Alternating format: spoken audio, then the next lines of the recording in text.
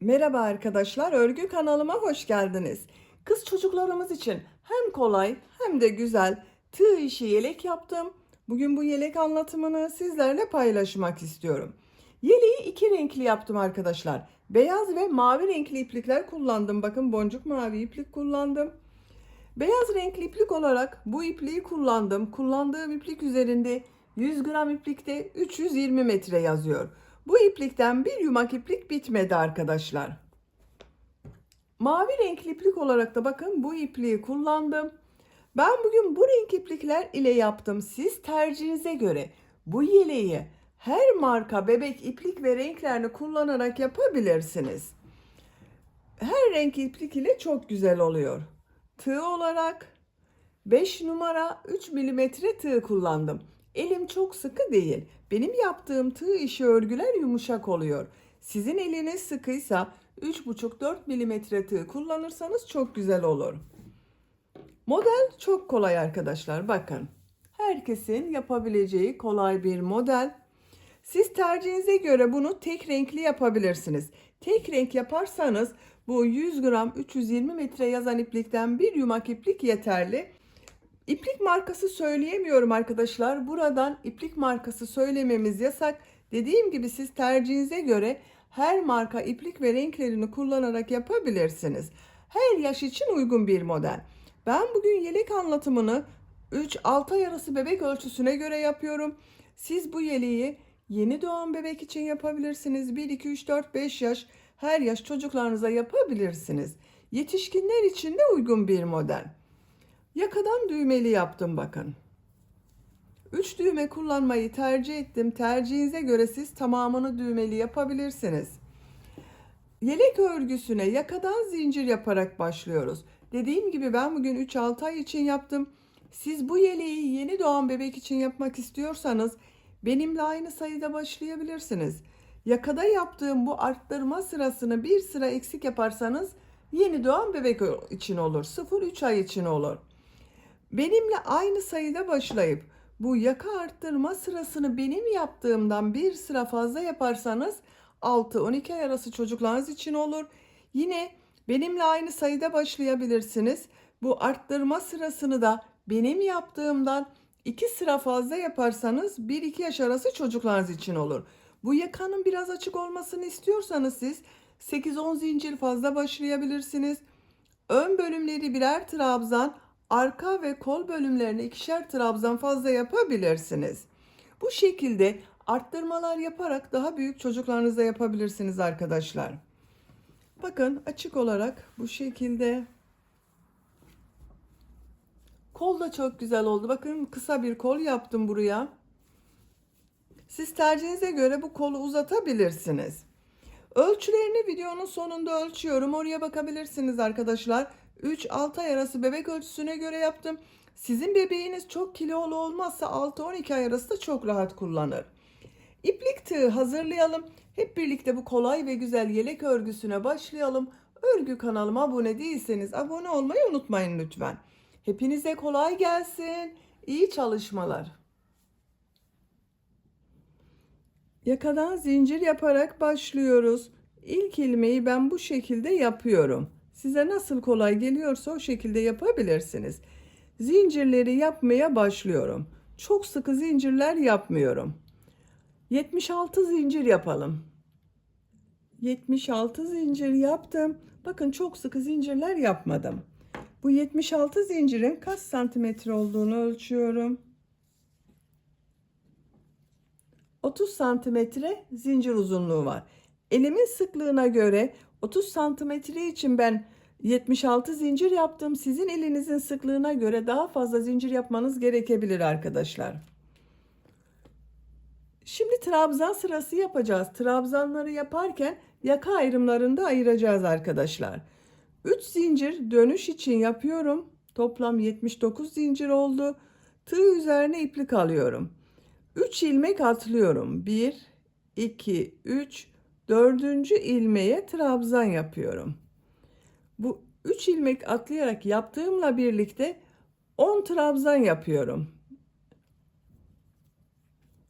3, 4, 5,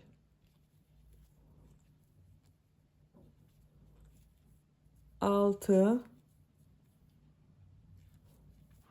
7, 8, 9, 10. 10 trabzan yaptım.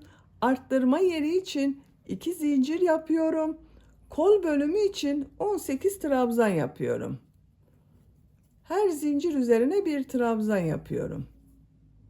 18 trabzanı yapalım. Kol bölümü için 18 trabzan yaptım. Arttırma yeri için 2 zincir yapıyorum. 20 trabzan yapıyorum.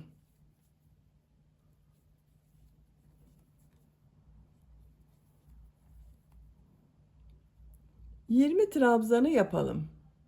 20 trabzan yaptım. 2 zincir yapıyorum. Kol bölümü için 18 trabzan yapıyorum.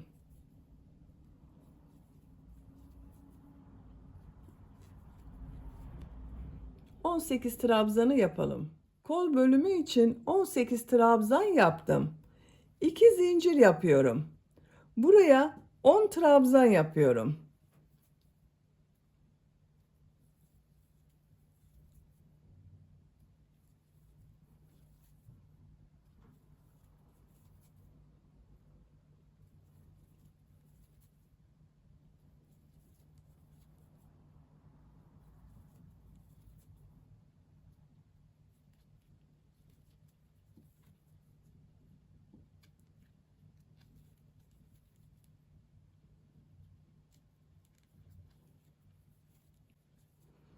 On trabzan yaptım. Bakın yaka ayrımlarını yaptık. 10 trabzan yaptım. Kol bölümleri için 18 trabzan yaptım. Buraya da 20 trabzan yaptım arkadaşlar. İkinci sıradayım. Bir zincir yapıyorum. Örgüyü çeviriyorum. İlk ilmeğe trabzan yapıyorum. Bütün ilmekler üzerine trabzan yapıyorum.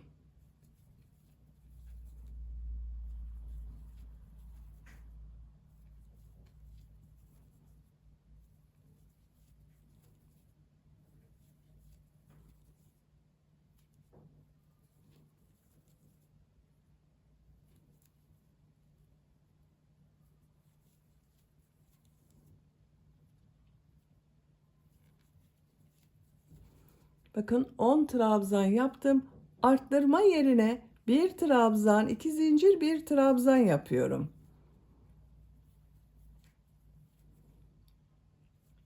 Diğer ilmeklere trabzan yapıyorum. Arttırma yerlerinde bir trabzan, 2 zincir, bir trabzan yapacağız. Bu arttırma yerine kadar devam edelim. Arttırma zincirine kadar trabzanları tamamladım. Arttırma yeri için bir trabzan, 2 zincir, bir trabzan yapıyorum. Diğer ilmeklere trabzan yapıyorum.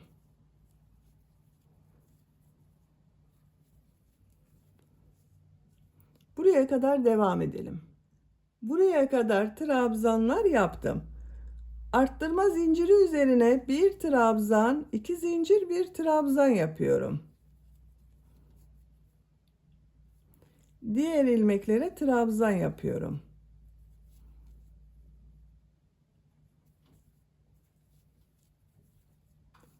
Buraya kadar devam edelim. Arttırma zincirine kadar kol bölümünde trabzanları yaptım. Buraya bir trabzan, 2 zincir, bir trabzan yapıyorum. Diğer ilmeklere trabzan yaparak devam ediyorum.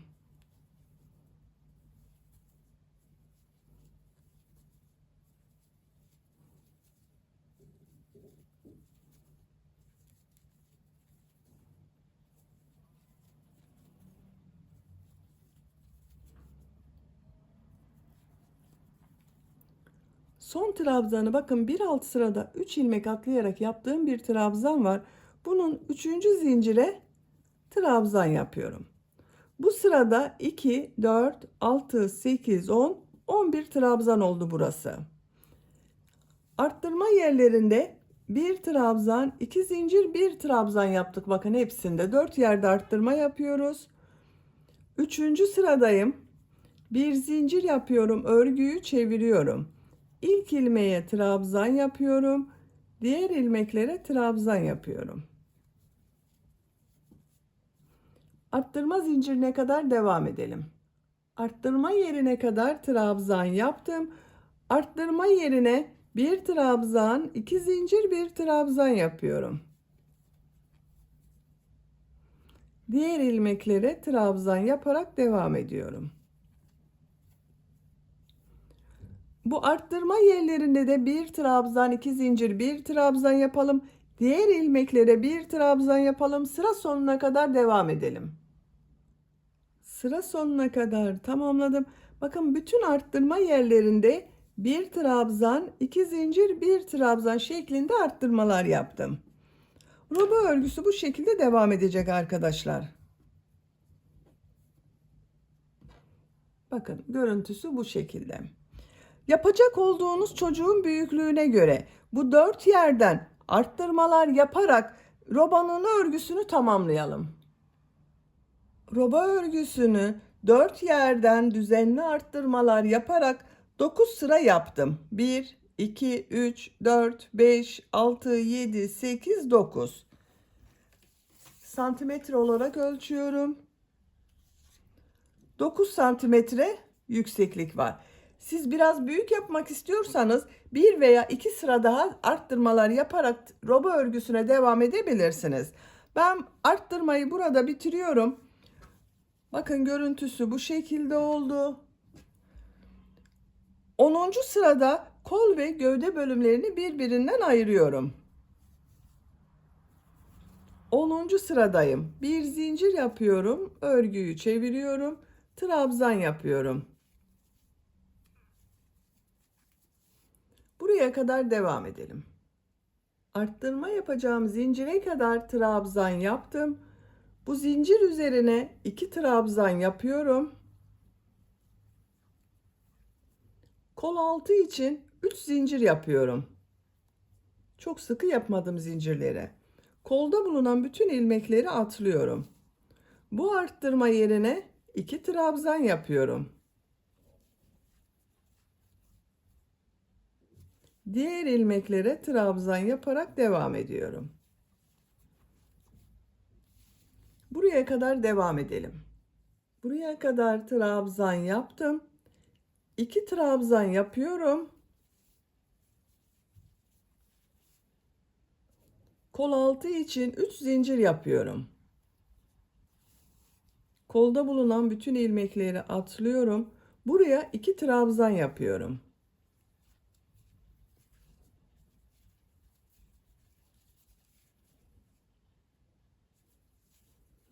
Diğer ilmeklere trabzan yaparak devam ediyorum. Sıra sonuna kadar devam edelim. Sıra sonuna kadar tamamladım. Bu sırada bakın kol altında 3 zincir ile ön ve arka bölümleri birleştirdik. Kol bölümünü gövde bölümünden ayırdım.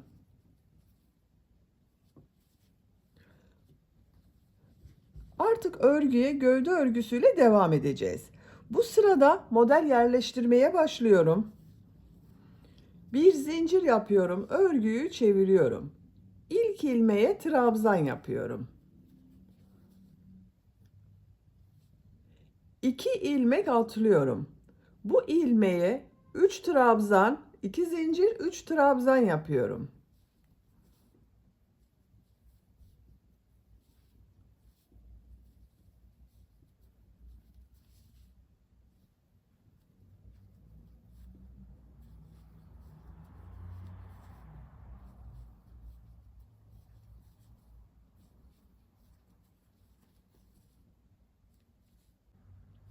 Aynı ilmeğe 3 trabzan, 2 zincir, 3 trabzan yaptım. 2 ilmek atlıyorum. 1 trabzan yapıyorum.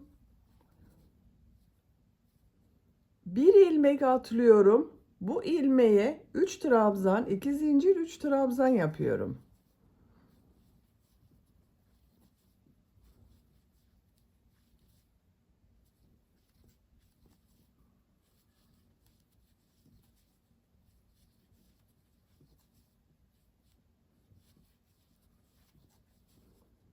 2 ilmek atlıyorum, bir trabzan yapıyorum. 1 ilmek atlıyorum, 3 trabzan, 2 zincir, 3 trabzan yapıyorum.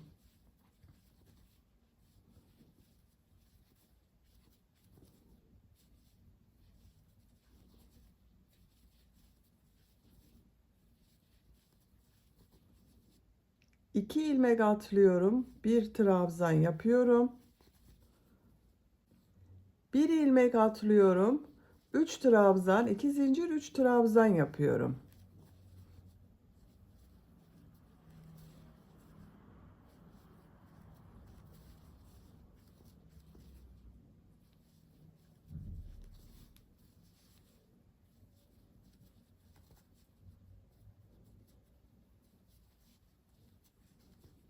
Üç trabzan, 2 zincir, 3 trabzan yaptım. Bakın ön bölüme 1, 2, 3, 4 model yerleştirdim.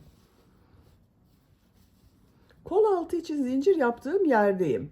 1, 2 ilmek atlıyorum. Bakın ortada bulunan zincir üzerine bir trabzan yapıyorum. Tığ üzerine iplik alıyorum. Bir ilmek atlıyorum. Bu ilmeğe 3 trabzan, 2 zincir, 3 trabzan yapıyorum.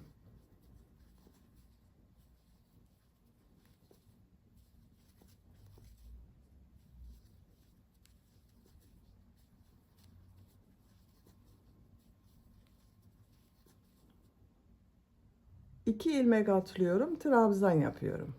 Bakın bu şekilde model devam ediyor. Bir ilmeğe bakın model olarak 3 trabzan, 2 zincir, 3 trabzan yapıyoruz. 2 ilmek atlıyoruz, bir trabzan yapıyoruz. Bir trabzandan sonra bir ilmek atlayıp tekrar model için 3 trabzan, 2 zincir, 3 trabzan yapıyoruz. Sıra sonuna kadar devam edelim. Modelleri sıra sonuna kadar yaptım. Sıra sonunda bakın modelden sonra 1, 2, 3 ilmek var. 2 ilmeği atlıyorum. Son ilmeğe trabzan yapıyorum. Sıra başında bakın trabzan ile başladım. Sıra sonunda trabzan ile bitirdim. Bu ilk ön bölümde bakın 1, 2, 3, 4 model yaptım. Bu ön bölümde de 1, 2, 3, 4 model yaptım arkadaşlar bakın. Toplam 2, 4, 6, 8, 10, 12, 14, 16, 17 model var. Arka bölümde 9 model oldu. 2, 4, 6, 8, 9. Model yerleştirmeyi yaptık.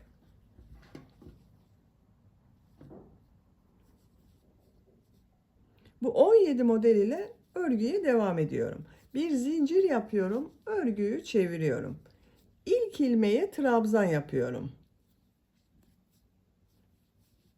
Model ortasında bulunan bu iki zincir üzerine 3 trabzan, 2 zincir, 3 trabzan yapıyorum.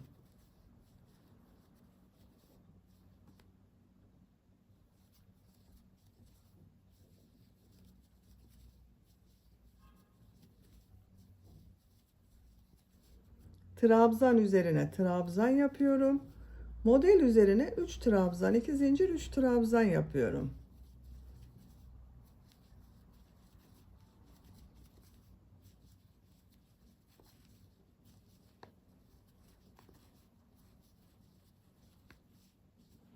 Sıra sonuna kadar devam edelim.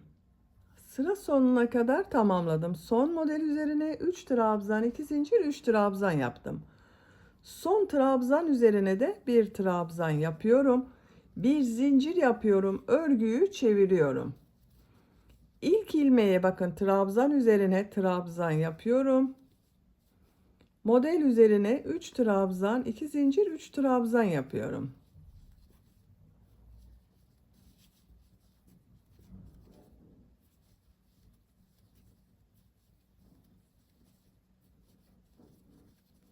Trabzan üzerine trabzan yapıyorum. Model üzerine 3 trabzan, 2 zincir, 3 trabzan yapıyorum.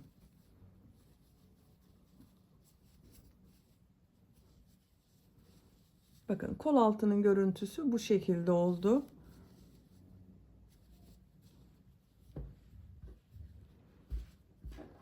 Bakın arkadaşlar, model hem çok kolay, hem güzel, hem de çok zevkli bir örmesi var modelin.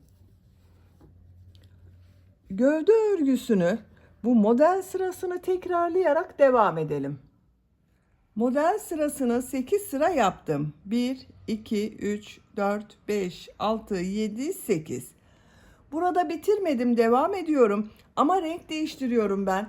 Bu renk bir mavi renk iplik kullanıyorum. Siz tercihinize göre her renk iplik kullanabilirsiniz. Veya kendi rengi ile devam edebilirsiniz. İplik rengini kesiyorum burada.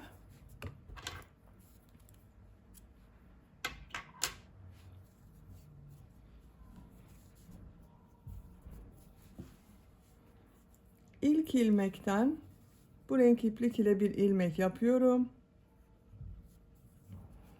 Zincir yaptım, sağlamlaştırdım. Aynı ilmeğe trabzan yapıyorum. Model ortasına 3 trabzan, 2 zincir, 3 trabzan yapıyorum.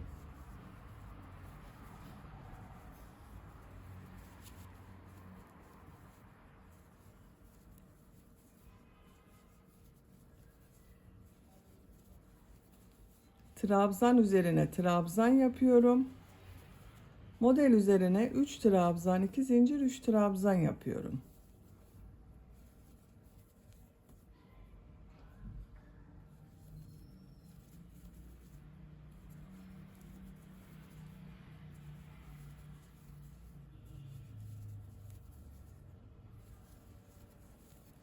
Bakın aynı modeli yapıyoruz. Birkaç sıra bu renk iplik ile devam edelim. Model sırasını yapacağım ölçüye göre tamamladım. 5 sırada renkli iplik ile yaptım. Bakın 1, 2, 3, 4, 5. 8 sıra beyaz renk iplik ile yaptım. 1, 2, 3, 4, 5, 6, 7, 8.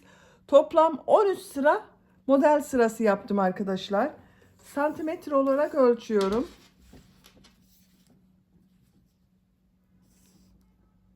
17 santimetre yükseklik var. Burada bitirmedim. Daha uç bölümü yapacağız. İlk önce bu ön patları yapalım. Bakın ipliği burada bitirdim. En son bir trabzan yaptım. Ön patlarda pıtırcık modeller yapıyorum. Buraya da düğme ilikleri yapacağız. Bakın bu yaka örgüsünün buraya düğme ilikleri yapacağız. 2 zincir yapıyorum. Aynı ilmeğe sık iğne yapıyorum. Bakın burayı atlıyorum. Bu ilmeğe bir sık iğne, 2 zincir, bir sık iğne yapıyorum. Bir ilmek atlıyorum. Bir sık iğne, 2 zincir, bir sık iğne yapıyorum. Bir ilmek atlıyorum. Bir sık iğne, 2 zincir, bir sık iğne yapıyorum. Bu model sırası başladığımız sıraya kadar devam edelim. Model sırası başladığım yere kadar pıtırcık model yaptım. Yaka bölümünün buraya düğme ilikleri yapacağız arkadaşlar. İlk düğme iliğini bu yaka başlangıcına, bir diğerini bakın şu ilmeğe yapacağız. Üçüncü düğme iliğini de ikisinin ortasına bakın şu şekilde katladım. Buraya işaret yapıyorum.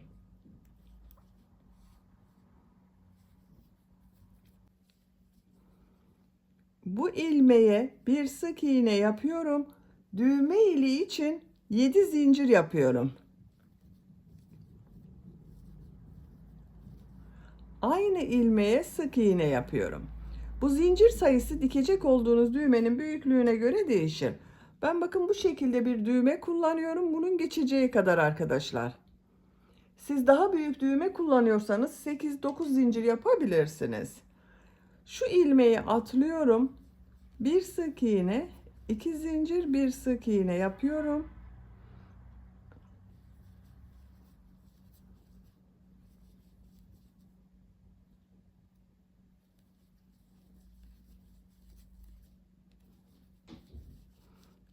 Diğer düğme iliği için bakın buraya bir sık iğne yapıyorum.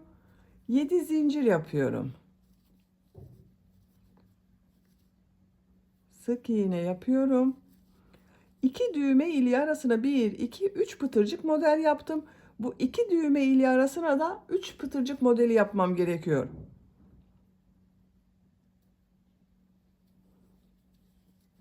Bir sık iğne, 2 zincir, bir sık iğne yapıyorum.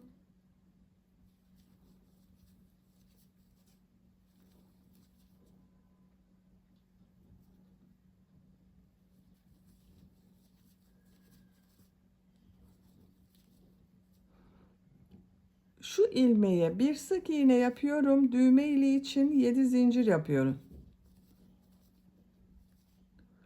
Sık iğne yapıyorum. 3 düğme iliğini yaptım bakın. Siz tercihinize göre daha çok düğme yapabilirsiniz. Tek düğmeli bir yapabilirsiniz veya düğme iliği yapmadan bağlamalı olarak da kullanabilirsiniz. Bir ip kordon buraya, bir ip kordon buraya yapabilirsiniz. Buraya ve buraya da yapabilirsiniz tercihinize göre. Ben düğmeli yapmayı tercih ettim.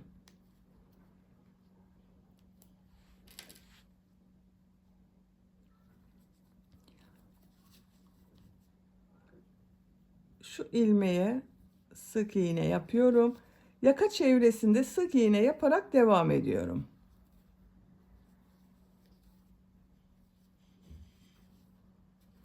Buraya kadar devam edelim. Yaka çevresinde sık iğne yaparak buraya kadar tamamladım. Bakın yaka görüntüsü bu şekilde oldu. Bu ön patta da burada yaptığımız gibi pıtırcık modeller yapıyoruz. Şu ilk ilmeğe bir sık iğne, 2 zincir, bir sık iğne yapıyorum. Bir ilmek atlıyorum. Bir sık iğne, 2 zincir, bir sık iğne yapıyorum. Buraya kadar devam edelim. Sıra sonuna kadar pıtırcık model yaparak tamamladım. Bu pıtırcık model sayılarının diğer tarafıyla aynı sayıda olmasına dikkat ederseniz daha düzgün görünür arkadaşlar. Şu ilmeğe sık iğne yapıyorum. Son sırayı yapıyoruz bakın bu uç bölümde. Bir zincir yapıyorum. Bu 2 zincir üzerine 8 trabzan yapıyorum.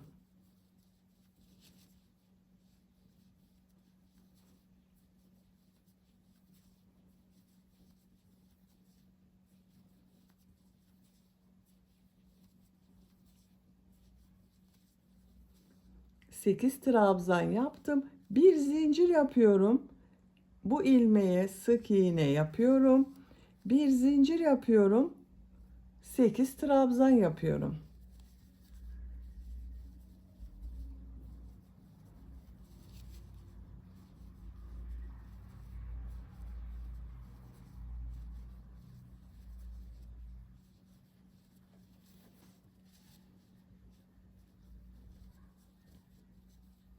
Bir zincir yapıyorum, sık iğne yapıyorum. Sıra sonuna kadar devam edelim. Sıra sonuna kadar modelleri tamamladım. Bir zincir yapıyorum. Şu ilmeğe ilmek kaydırma yaparak bitiriyorum. İpliği kesiyorum. Bakın uç bölümün görüntüsü bu şekilde oldu. Çok güzel oldu arkadaşlar. Bakın düğmelerini de diktim ben. Çok güzel oldu. Şimdi kol örgüsünü yapalım. Beyaz renkli iplik ile başlıyorum. Bakın modelden önce gövde bölümünde kolları gövdeden ayırırken bir sıra trabzan yaptım. O sırayı yapıyorum. Kol altında yaptığım bakın ortada bulunan zincire ipliği bağlıyorum. Buradan ilmek yapıyorum. Tığ üzerine iplik alıyorum. Bakın şu şekilde yaparsam devamı olmuyor. Şu şekilde devam ediyorum ben. Örgünün gelişine göre. Siz bu roba sırasını benim yaptığımdan bir sıra fazla yaptıysanız düz devam edebilirsiniz. Bu arttırma yerine kol bölümü için bir trabzan yapıyorum. Diğer ilmeklere trabzan yaparak devam ediyorum.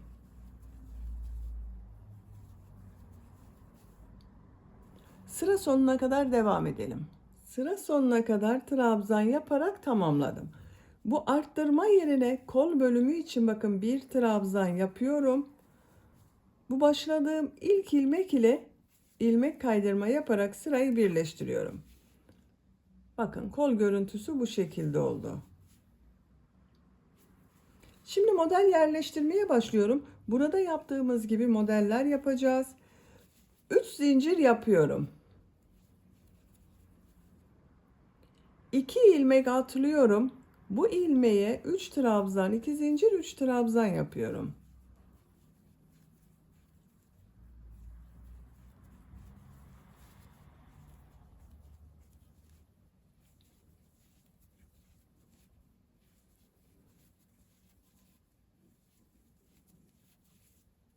Aynı ilmeğe 3 trabzan, 2 zincir, 3 trabzan yaptım.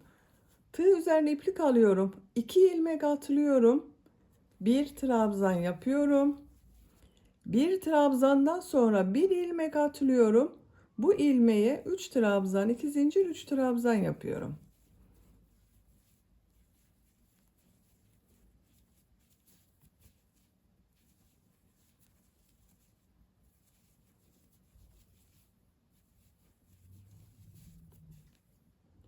İki ilmek atlıyorum. Bir trabzan yapıyorum. Bir ilmek atlıyorum. 3 trabzan, 2 zincir, 3 trabzan yapıyorum.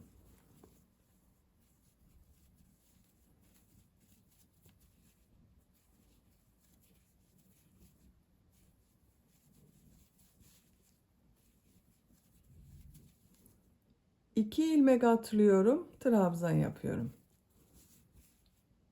Sıra sonuna kadar devam edelim. Sıra sonuna kadar tamamladım. Son model olarak bakın 3 trabzan, 2 zincir, 3 trabzan yaptım. Bu modeli sıra başında yaptığım 3 zincir ile ilmek kaydırma yaparak birleştiriyorum. Burada bakın 2 ilmek kaldı. 2 ilmek atlıyorum. 3. zincir ile ilmek kaydırma yapıyorum. Bakın arkadaşlar, model yerleştirmeyi tamamladım. 2, 4, 6, 7 model oldu bir sırada arkadaşlar. Beyaz renkli ipliği kesiyorum. Siz tercihinize göre beyaz renkli iplik ile kol örgüsüne devam edebilirsiniz.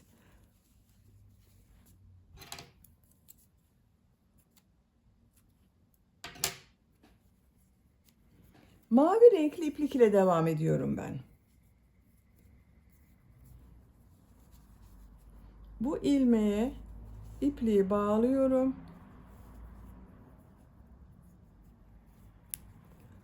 Buradan ilmek yapıyorum. 3 zincir yapıyorum. Model üzerine 3 trabzan, 2 zincir, 3 trabzan yapıyorum.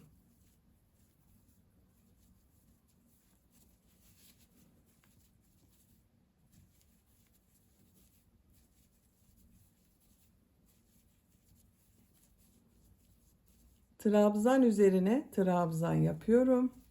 Gövdede yaptığımız modeli yapıyoruz. Model üzerine 3 trabzan, 2 zincir, 3 trabzan yapıyorum. Sıra sonuna kadar devam edelim. Sıra sonuna kadar tamamladım. Son modeli 3 zincirin bakın 3. zincir ile ilmek kaydırma yaparak birleştiriyorum. 3 zincir yapıyorum. Model ortasına 3 trabzan, 2 zincir, 3 trabzan yapıyorum.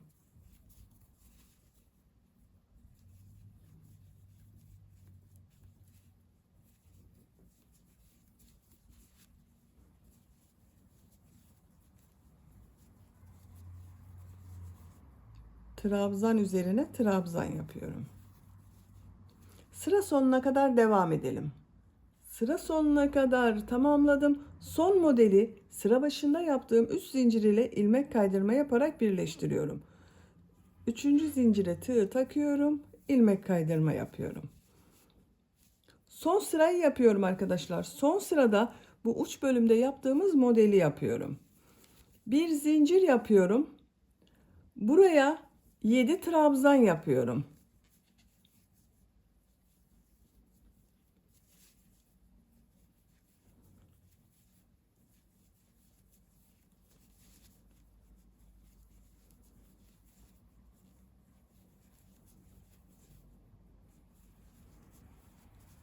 7 trabzan yaptım. Bir zincir yapıyorum.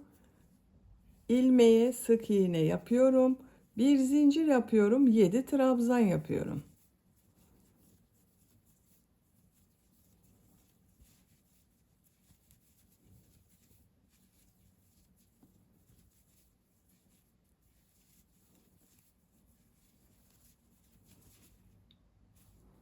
Bir zincir yapıyorum. Sık iğne yapıyorum. Sıra sonuna kadar devam edelim. Sıra sonuna kadar tamamladım. Son modeli de bakın 7 trabzan yaptım. Bir zincir yapıyorum. İlk ilmek ile ilmek kaydırma yaparak birleştiriyorum. İpliği kesiyorum. Bakın kol ucu bu şekilde oldu arkadaşlar. Çok güzel oldu. Diğer kolu da aynı şekilde başladım. Bakın tamamladım. Düğmelerini de diktim ben arkadaşlar. Bakın 3 düğme iliğinin tam karşısına birer tane düğme diktim. Ters tarafın görüntüsü bu şekilde. Arka bölüm bu şekilde görünüyor. Bakın çok güzel oldu. Şu şekilde düğmelerini takıyorum.